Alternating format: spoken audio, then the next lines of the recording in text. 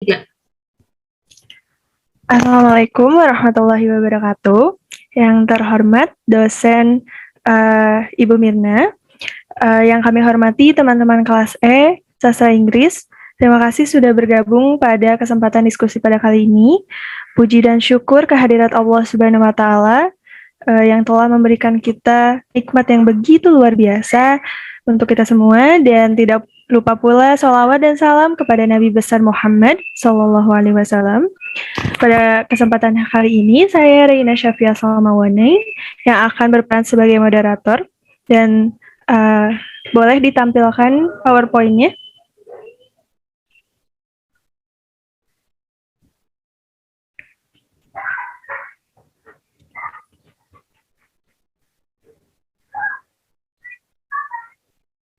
Dan topik yang akan kita bahas adalah sastra Muslim pada masa kerasulan Muhammad Sallallahu Alaihi Wasallam.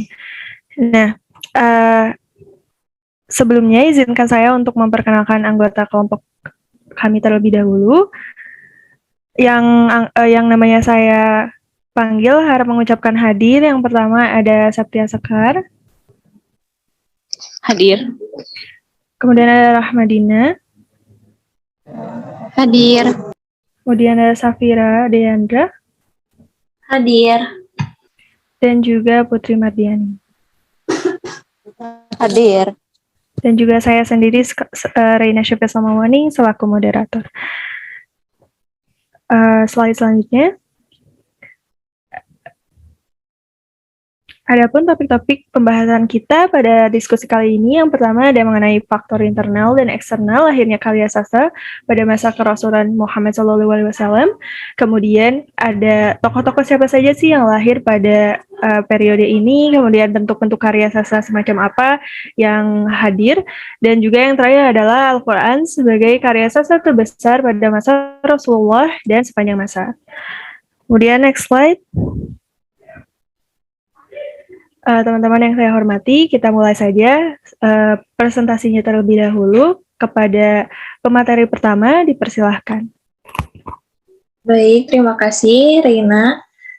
Sebelumnya mohon izin untuk tidak on cam karena buruknya sinyal di sini. Jadi di sini saya akan menjelaskan faktor internal lahirnya karya sastra. Bisa dilihat di sini faktor yang berasal dari ajaran Islam itu sendiri, yakni ajaran yang bersumber dari Allah Subhanahu wa Ta'ala melalui wahyu yang diturunkannya, dan ajaran yang bersumber dari Nabi Muhammad SAW melalui hadis yang diberikannya. Faktor internal ajaran Islam ini layak dijadikan sebagai faktor pendorong dan penggerak lahirnya gerakan intelektual dan lahirnya lembaga pendidikan. Di masa awal Islam, Nabi Muhammad SAW sangat perhatian terhadap ilmu pengetahuan. Bahkan wahyu pertamanya yang turun berbunyi Iqra, yang artinya bacalah. Firman Allah Subhanahu wa Ta'ala ini pada hakikatnya adalah pencanangan terhadap konsep pemberantasan buta huruf. Karena membaca adalah langkah awal yang dapat membebaskan umat manusia dari ketidaktahuan. Dengan semangat Iqra ini, pengetahuan di dunia Islam mencapai prestasi yang gemilang. Lebih daripada itu, kebiasaan dan kekuatan hafalan pada bangsa Arab tetap dipertahankan oleh Nabi Muhammad karena hafalan merupakan salah satu alat pengembangan ilmu pengetahuan. Selain adanya Iqra dan kebiasaan kekuatan hafalan, Nabi Muhammad juga membuat tradisi baru, yakni mencatat dan menulis. Sahabat-sahabat Nabi yang pandai baca tulis diangkat menjadi juru tulis untuk mencatat semua wahyu yang turun. Wahyu tersebut ditulis pada benda-benda yang dapat ditulisi seperti kulit, tulang, pelepah kurma, dan lain-lain. Kegiatan-kegiatan yang dilakukan Nabi Muhammad tersebut juga disupport oleh kepiawaian Nabi Muhammad dalam menggunakan metode dalam pembelajaran. Hal itu dilakukan untuk menciptakan suasana yang kondusif dan menyenangkan dalam mengajar para sahabatnya sehingga terhindar dari kebosanan dan kejenuhan. Di antara metode yang diterapkan Nabi Muhammad adalah pertama, terutama saat beliau berkhutbah sebelum melaksanakan sholat Jumat. Kedua, metode dialog, misalnya dialog antara Nabi Muhammad dengan Jibril ketika Jibril menguji Rasul tentang iman, Islam, dan ihsan. Ketiga, metode diskusi atau tanya jawab, Misalnya Nabi Muhammad berdiskusi dan memecahkan masalah dalam menghadapi serangan kafir Quraisy Mekah yang sedang mengepung di Madinah, yaitu pada perang Uhud. Keempat, Nabi Muhammad berdiskusi dan memecahkan masalah dan menghadapi lanjut, pada kesempatan itu ada dua pilihan, yaitu menghadapi musuh secara ofensif atau menyerang atau defensif, yaitu bertahan. Secara pribadi, Nabi Muhammad memilih strategi defensi, yaitu bertahan di kota Madinah. Namun suara terbanyak dan para sahabat menginginkan supaya pasukan Madinah menyerang musuh dari luar Madinah, yaitu Bukit Uhud. Akhirnya metode demonstrasi, misalnya hadis Nabi Muhammad SAW, yaitu sholatlah kamu sebagaimana kamu melihat aku sholat. Lalu metode kelima, yaitu ada metode eksperimen. Misalnya Rasulullah mencontohkan tata cara bersuci menggunakan debu. Lalu ada metode sosiodrama dan main peran. Kemudian pola pendidikan dalam pengembangan ilmu pengetahuan pada masa Khulafa al-Rasyidin tidak jauh berbeda dengan masa Nabi Muhammad SAW yang menekankan pada pengajaran baca tulis dan ajaran-ajaran Islam yang bersumber pada Al-Quran dan Al-Hadis. Pendidikan pada masa Abu Bakar Asy-Siddiq masih seperti pada zaman Nabi Muhammad, baik dari segi materi maupun lembaga pendidikannya. Dari segi materi pendidikan Islam terdiri dari pendidikan tauhid dan atau keimanan, akhlak, ibadah, kesehatan, dan sebagainya. Setelah masa Abu Bakar Asy-Siddiq dilanjutkan oleh Khalifah Umar bin Khattab, pendidikan pada masa Umar bin Khattab ini lebih maju dibandingkan dengan masa sebelumnya. Pelajaran yang diberikan adalah membaca dan menulis Al-Quran dan menghafalnya serta belajar pokok-pokok agama Islam. Selain itu, pada masa ini tuntutan untuk belajar bahasa Arab juga sudah mulai tampak, sehingga pada masa kekhalifahan Umar bin Khattab udah terdapat pengajaran bahasa Arab. Pada masa Khalifah Utsman ibn Affan, aktivitas pengkajian keilmuan dalam Islam tidak jauh berbeda dengan masa sebelumnya. Pendidikan di masa ini hanya melanjutkan apa yang telah ada. Hanya sedikit terjadi perubahan mewarnai pendidikan Islam. Para sahabat yang berpengaruh dan dekat dengan Nabi Muhammad yang tidak diperbolehkan meninggalkan Madinah di masa Khalifah Umar bin Khattab. Diberikan kelonggaran untuk keluar dan menetap di daerah-daerah yang mereka inginkan. Kebijakan ini sangat besar implikasinya bagi pelaksanaan pendidikan di daerah-daerah lain.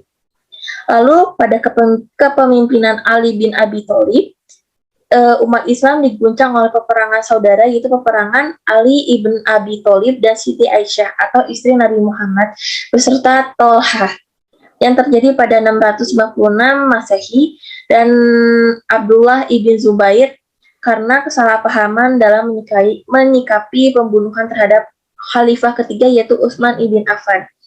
Keadaan ini tidak akan mampu membentuk lingkungan yang kondusif terhadap keberlangsungan pendidikan, terlebih dalam pengembangan ilmu pengetahuan. Dengan kericuhan politik pada masa Ali ibn Abi Thalib berkuasa, kegiatan pendidikan mendapatkan hambatan dan gangguan yang sangat tinggi. Dengan demikian, perlu ditambahkan bahwa secara umum perkembangan ilmu pengetahuan di masa Nabi Muhammad dan Khalifah al-Rasyidin dipengaruhi oleh dua hal penting, yaitu yang pertama faktor internal dan yang kedua adalah faktor eksternal. Jadi secara kurang lebih bahwa faktor internal ini dipengaruhi oleh tokoh-tokoh yang tadi saya sebutkan dan juga berawal dari pendidikan pada zaman itu. Boleh lanjut ke slide selanjutnya.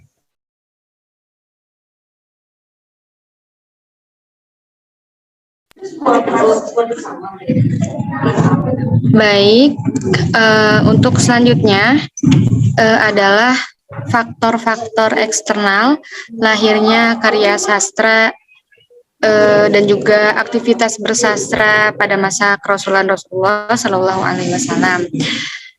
Jadi teman-teman, sebelum kita ke masa Rasulullah, menurut sebuah studi, ternyata kebudayaan Arab ini sudah kental dengan kesusastraannya sejak jauh sebelum datangnya Islam. Nah, kebudayaan ini tuh berkembang dari budaya primitif yang diawali dari sastra lisan. Jadi sebelum adanya sastra tulis, muncul terlebih dahulu sastra lisan. Nah, faktor-faktor atau pengaruh dari lahirnya karya sastra pada masa primitif ini, salah beberapa diantaranya yaitu sebagai tanda validasi, juga untuk membangkitkan tenaga sihir dan magic, sarana atau alat untuk mengangkat harkat dan martabat suatu kabilah, dan juga sarana mengekspresikan perasaan gitu. Kemudian selain itu, jika kita lihat dari sisi ini kan terletak di daerah yang panas dan gersang. Nah, daerah panas dan gersang ini diakibatkan dari bencana banjir yang melanda Arab ketika masa Nabi Nuh alaihi salam yang mengakibatkan seluruh daratannya terselimuti pasir. Nah, hal ini menjadi alasan kenapa pencaharian dan profesi dari penduduk Arab ini adalah menggembala ternak dan juga berdagang keluar kota, karena memang menyesuaikan dari karakteristik tanah di sana. Nah, tanah yang panas dan gersang ini juga menjadi representasi perilaku orang-orang Arab itu sendiri yang keras dan kasar. Hal ini menjadi faktor eksternal juga kenapa munculnya karya-karya sastra ini banyak dari tema alam atau percintaan, minuman keras, dan juga pujian-pujian terhadap perempuan yang berakhir pada bait-bait yang mendeskripsikan tubuh mereka. Kemudian, pada zaman jahiliyah juga kesusastraan Arab didominasi dengan puisi. Faktor yang menyebabkan masifnya puisi ini karena memang orang Arab memiliki kecenderungan yang besar kepada kepenyairan pada saat itu, dan puisi ini menjadi cara paling tepat untuk mereka mengekspresikan diri seperti itu. Kemudian juga karena di sana ketika itu peluang untuk menulis masih sangat sedikit dan keterampilan menulis telah mumpuni serta sarana prasarana yang menunjang kepenulisan juga masih sangat langka. Selain itu, puisi juga memiliki pengaruh yang kuat untuk meningkatkan nilai sebuah suku di antara suku-suku yang lain, juga membangkitkan semangat pasukan perang yang pesimis akibat kekalahan seperti itu. Nah, meskipun kesusastraan Arab dulu ini didominasi oleh puisi, tapi masih banyak lagi karya-karya lain yang berbentuk prosa. Nah, untuk membedakannya, kesusastraan Arab jahiliyah ini membedakan puisi dengan prosa dari ikatan irama dan rimanya. Nah, pada masa pra-Islam, ini kan orang-orang Arab dinilai sangat buruk secara normatif. Beberapa contoh perilaku buruk mereka ini seperti perjudian, minum-minuman arak, mengubur anak perempuan, adanya prostitusi, dan lain-lain. Adanya budaya negatif ini menjadi faktor utama kenapa kemunculan karya sastra terbesar, yaitu Al-Quran, sangat berdampak dan bernilai estetis tinggi bagi kaum jahiliyah. Pasalnya, masyarakat Arab saat itu hanya mau mendengarkan kalimat-kalimat indah yang mengandung irama. Nah, saat Al-Quran mulai menyebar dan menarik perhatian, serta mendapat pengakuan sebagai karya yang adiluhung, secara sendirinya membawa pengaruh yang besar gitu kepada penulisan syair dan juga sastra secara keseluruhan. Sehingga pada akhirnya juga karya sastra Islam ini menjadi salah satu wadah dalam melakukan perluasan dakwah. Kemudian kita lanjut di masa Rasulullah. Nah, di masa Rasulullah, masyarakat juga masih menggunakan sastra untuk ruang berekspresi. Contohnya ada Hasan bin Sabit yang gemar menuliskan syair ini untuk sebagai pujian atau madih kepada Rasulullah SAW. Kemudian di abad selama perkembangannya di abad ke-13 dan sampai ke-19, kesusastraan Arab berporos di ranah sufisme. Jadi aliran sufi ini sering muncul dalam puisi yang menggambarkan tentang kefanaan dunia. Sejak itu lahirlah sejumlah tokoh sufis di belahan dunia, seperti ada Ibnu Arabi di Spanyol dan juga Jalaluddin Arumi di Persia. Pada abad ke-14, kesusastraan Arab juga berpusat di drama yang temanya biasanya dipengaruhi oleh kejadian-kejadian bersejarah di sejarah Islam itu sendiri. Nah, jika kita simpulkan teman-teman, terdapat sekurang-kurangnya ada 7 faktor eksternal ya yang menyebabkan lahir dan berkembangnya sastra Islam di masa Rasulullah. Yang pertama karena faktor lingkungan, faktor kebutuhan pragmatis, dilanjut juga faktor ekonomi, faktor politik, budaya, dukungan pemimpin, dan juga tradisi ilmiah. Sekian, untuk selanjutnya akan dilanjutkan oleh rekan saya.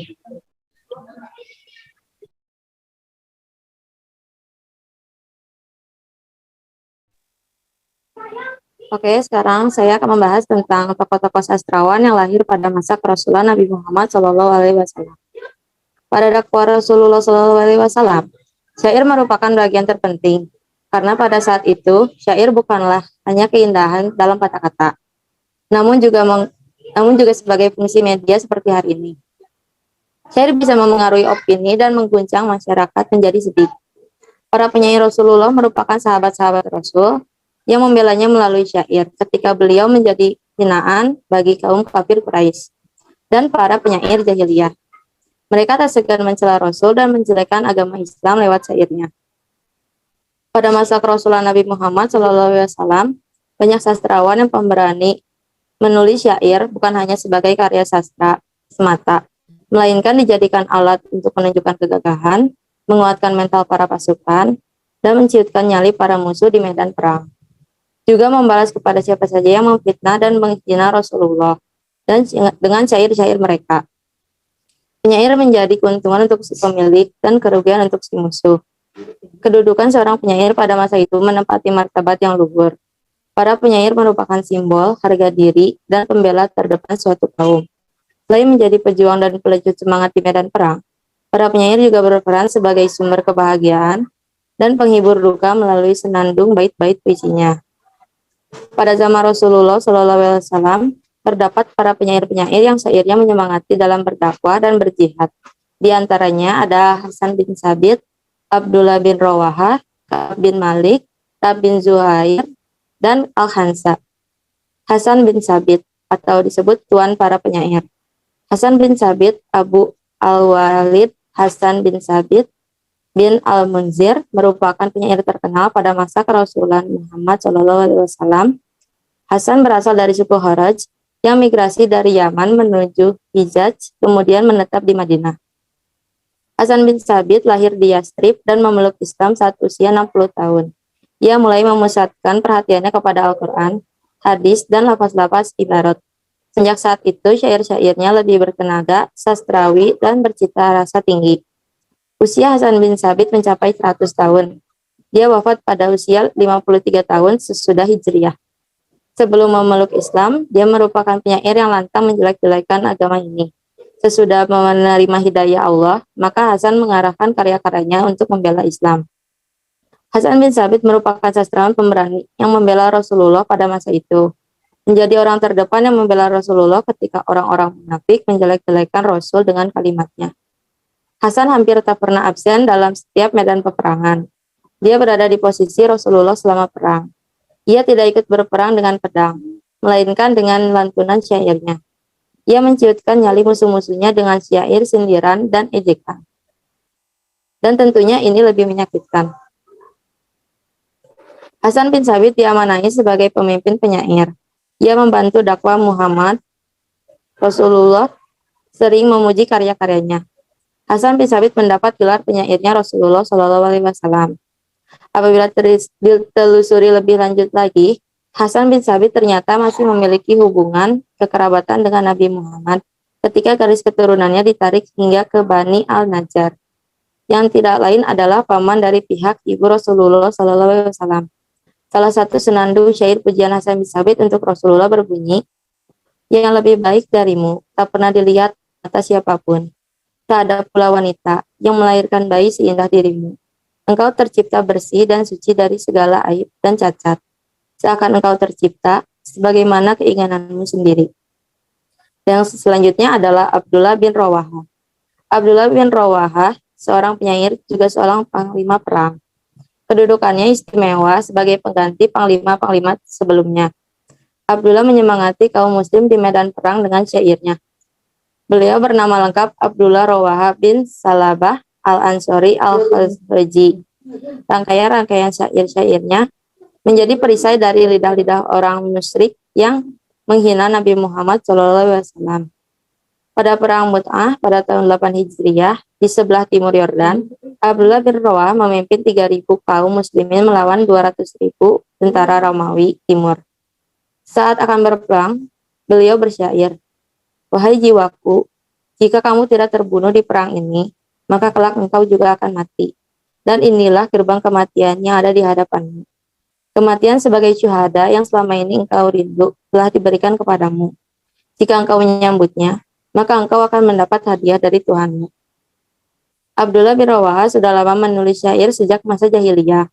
Setelah memeluk Islam, ia membangkitkan kemampuan bersyairnya untuk mengabdi bagi kejayaan Islam. Rasulullah sangat menyukai dan menikmati syair-syairnya, serta sering menganjurkan kepadanya untuk lebih tekun lagi membuat syair. Abdullah bin Rawaha membersamai Nabi di banyak pertempuran dan peperangan, dari perang Badar, Khandaq, dan perjanjian Hudaibiyah. Di perang pungkasan yang mengakibatkan dia meninggal, Rasulullah mendoakan dia, semoga Allah merahmati Abdullah bin Rawaha. Sungguh dia mencintai majelis yang para malaikat berlomba-lomba di dalamnya.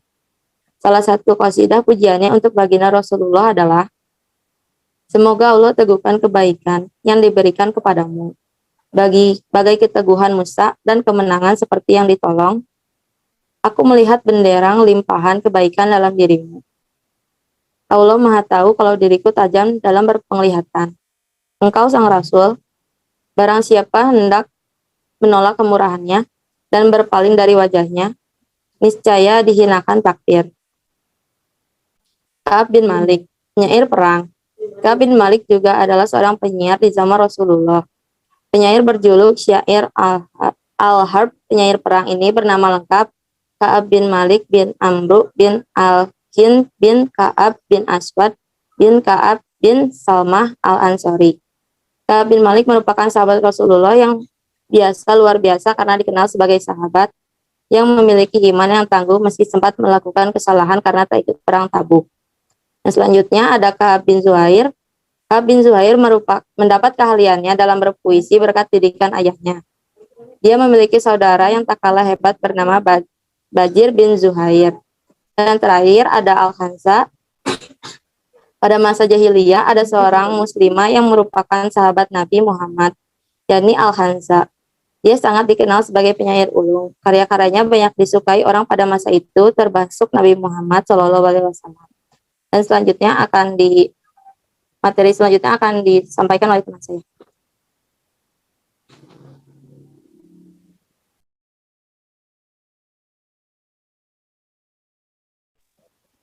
Oke, selanjutnya adalah materi bentuk sastra pada masa Rasulullah. Boleh di next slide. Nah, di sini sastra itu berfungsi sebagai ungkapan jiwa atau imajinasi yang dituangkan dalam bentuk lisan atau tulisan sebagai wujud pengalaman, perasaan semangat, dan keyakinan membangkitkan daya tarik berislam. Nah, pada masa kenabian Rasulullah terdapat 3 genre karya sastra yang populer. Yang pertama ada Al-Quran, terus ada syair atau puisi, yang terakhir ada khutbah. Boleh next slide. Nah, yang pertama adalah syair. Jadi syair itu merupakan puisi di mana syair atau puisi ini adalah cara berbahasa yang paling padat dan singkat, dan juga paling mudah digunakan oleh masyarakat Muslim di Arab Saudi waktu itu. Seperti yang sudah dijelaskan sama Rahmadina tadi, pada waktu itu tuh sarana dan prasarana untuk menulis itu masih sangat minim. Nah, salah satu contohnya ini ada syair Hasan bin Sabit yang menantang kaum musyrikin Fathu Makkah. Jadi ceritanya waktu itu kaum Quraisy itu membuat kesepakatan damai dengan kaum muslimin selama 10 tahun. Nah, tapi pada tahun ke-6 Hijriah, masyarakat Quraisy itu melanggar janji mereka. Nah, akhirnya Nabi Muhammad itu membuat para bala tentara untuk memerangi kaum Quraisy. Nah, di sini Hasan bin Sabit mendeskripsikan situasi persiapan perang lewat syairnya. Nah, sekaligus memuji Nabi dan para sahabatnya dan juga menentang atau mencela para kaum Quraisy. Mungkin akan saya bacakan artinya, kami akan musnahkan kuda-kuda kami. Jika kalian tidak melihatnya mengampaskan debu menuju Ka'bah, walaupun kalian menghalangi jalan kami akan tetap berumrah dan membuka kota Mekah hingga tersingkaplah kebenaran. Namun, jika kalian tetap menghalangi, maka bersabarlah terhadap hari yang ganas dan Allah akan selalu menolong siapa saja yang dikehendakinya. Jibril, sang utusan Allah, selalu bersama kami dan Ruhul Kudus tak akan ada yang menandinginya. Allah berkata bahwa Ia telah mengirimkan utusannya demi menyampaikan kebenaran bagi siapa yang membutuhkannya. Aku di sini bersaksi atas kerasulannya. Maka mari berdiri dan bersaksilah.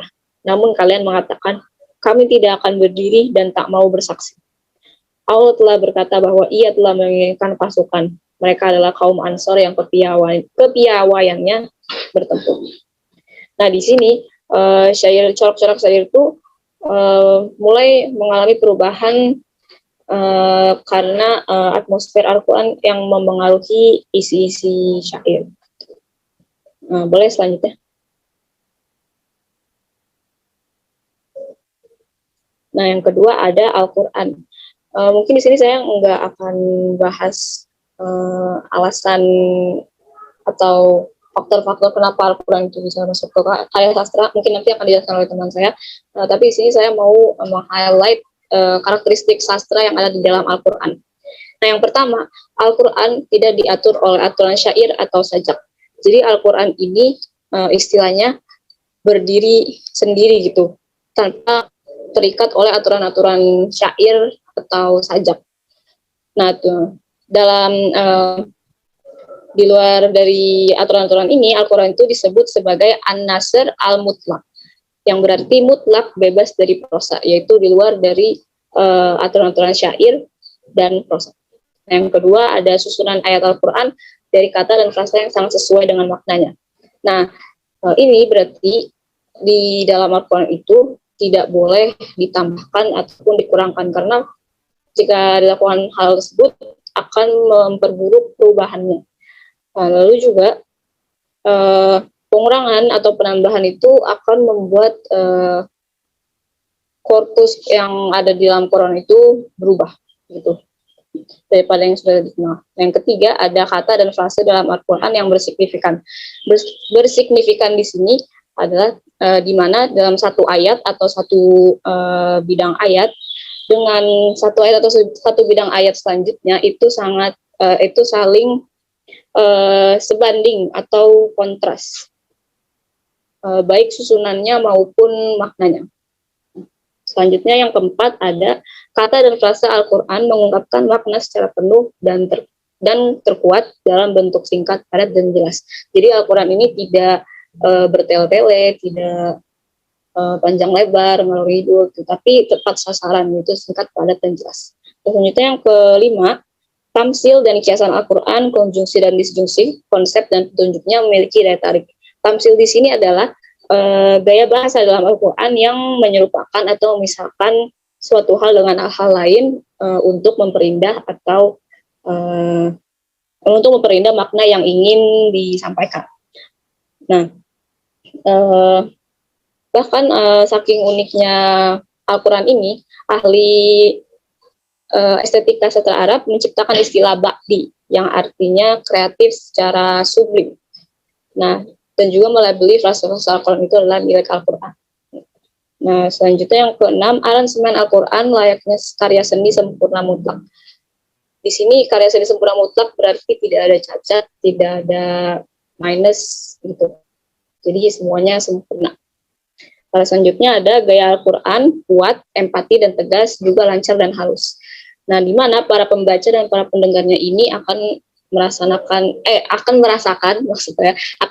efek emosional setelah membaca atau mendengar Al-Quran. Nah, hal ini disebut sebagai husn al-iqa, yaitu keindahan yang menimpa kesadaran.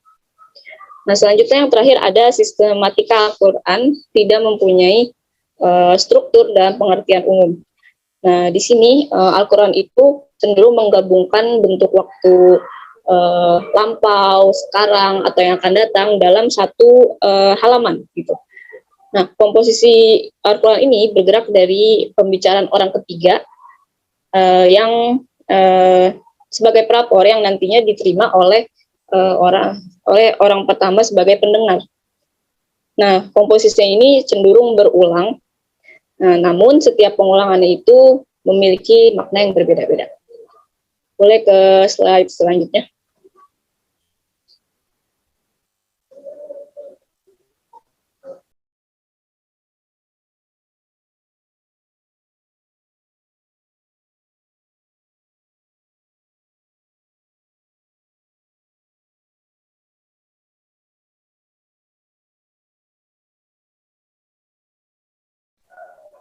Oke, boleh ke slide selanjutnya.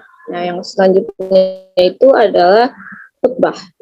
Nah, di sini pada masa kenabian Rasulullah ini khutbah itu semakin lama semakin menggeser posisi kedudukan syair. Gitu. Jadi makin lama syair itu makin meredup. Nah, khutbah mulai naik. Nah, di sini ada beberapa faktor kenapa khutbah itu lebih banyak digandrungi dibanding syair atau puisi. Yang pertama adalah semangat untuk menyebarkan cahaya Islam dengan dakwah dan jihad. Yang kedua ada pengaruh Al-Quran dan hadis terhadap kefasihan sastra Arab. Nah, yang ketiga mulai berkembangnya diskusi antar masyarakat dalam berbagai pembahasan baik sosial, politik maupun pendidikan. Yang terakhir, penjelasan kebijakan politik dan hukum para khalifah. Mungkin sekian yang bisa saya sampaikan. Selanjutnya akan dilanjutkan oleh rekan saya. Terima kasih. Baik, terima kasih Sekar. Oke, teman-teman, kita sekarang ada di poin terakhir, yaitu Al-Quran sebagai karya sastra terbesar pada masa kerasulan Muhammad SAW dan sepanjang masa. Nah, sebelum kita ke inti pembahasannya, lebih baik kita mendefinisikan Al-Quran terlebih dahulu. Kita mengerti dulu definisi dari Al-Quran, bahwa Al-Quran secara etimologis adalah berasal dari bahasa Arab tentunya, yakni qara'a yaqra'u Qur'anan, yang artinya yang dibaca. Sedangkan secara terminologis, Al-Quran ini merupakan kalamullah atau kumpulan wahyu yang diturunkan kepada Nabi Muhammad SAW secara berangsur-angsur melalui malaikat Jibril, lebih tepatnya selama 22 tahun, 2 bulan, dan 22 hari.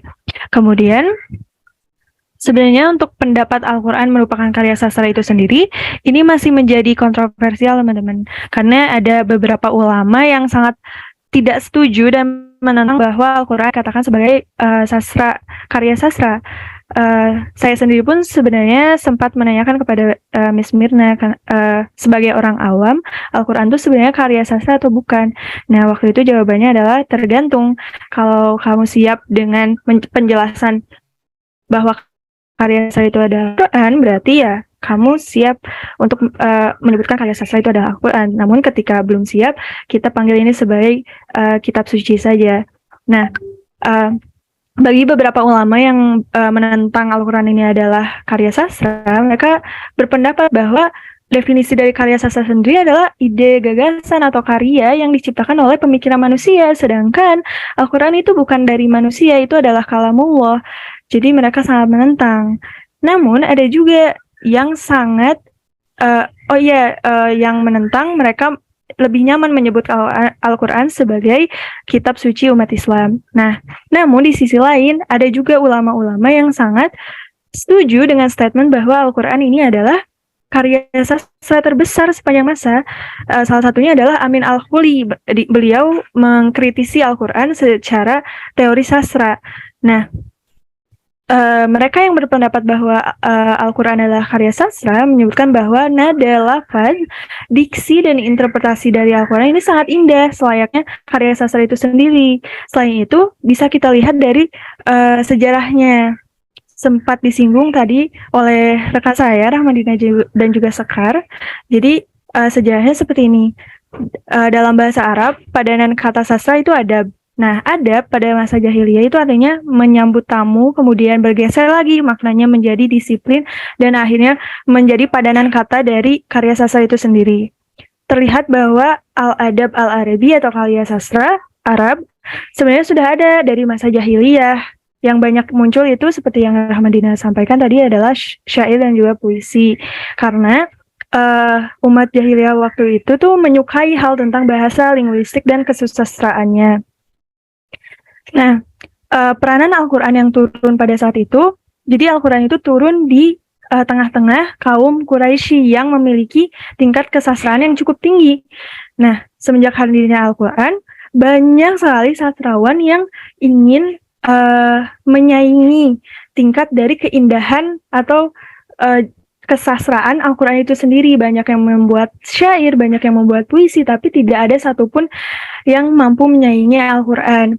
Nah, kemudian keberadaan Al-Quran juga mempengaruhi tema-tema dari karya sastra pada saat itu. Al-Quran melahirkan tema atau aliran baru dalam sastra yang lebih beradab dan berestetika, seperti masalah ekonomi, pemerintahan, kemudian ketauhidan, dan lain-lain. Serta menghapuskan tema-tema sastra masa jahiliyah, seperti kevulgaran tentang tentang bagian tubuh wanita, kemudian perang antar suku dan alkohol, dan lain-lain juga. Nah, selain itu pengaruhnya Al-Quran, kehadiran Al-Quran pada saat itu juga menjamin eksistensi dari bahasa Arab. Buktinya apa? Ada firman Allah di surat Al-Hijr ayat 11 mengungkapkan bahwa kehadiran Al-Quran akan menjamin eksistensi bahasa Arab itu sendiri. Nah, Al-Quran juga menambahkan makna-makna baru dalam bahasa Arab. Contoh kecilnya yaitu Al-Hajj yang pada bahasa Arab biasa itu artinya berkehendak, sedangkan di Al-Quran ditambahkan artinya atau maknanya menjadi berkehendak ke Baitullah. Nah, Al-Quran juga merupakan central of knowledge atau pusat dari ilmu pengetahuan. Diksinya yang logis dan indah membuat banyak sekali ilmuwan non-Islam yang masuk ke Islam karena mereka percaya bahwa semua pertanyaan yang mereka punya itu ada jawabannya di Al-Quran. Nah, ilmu-ilmu pengetahuan tersebut tentunya yang seperti kita tahu mempengaruhi peradaban umat manusia dari dulu maupun sampai sekarang. Mungkin cukup sekian yang dapat saya jelaskan. Terima kasih. Kembali ke moderator. Ya baik, terima kasih atas semua pemateri atas penyampaian materinya. Mungkin sekian yang dapat kelompok kami sampaikan. Mohon maaf bila ada salah-salah kata, dan bila ada pertanyaan mungkin bisa ditulis di kolom komentar ataupun via WA. Cukup sekian, terima kasih. Wassalamualaikum warahmatullahi wabarakatuh. Waalaikumsalam warahmatullahi wabarakatuh.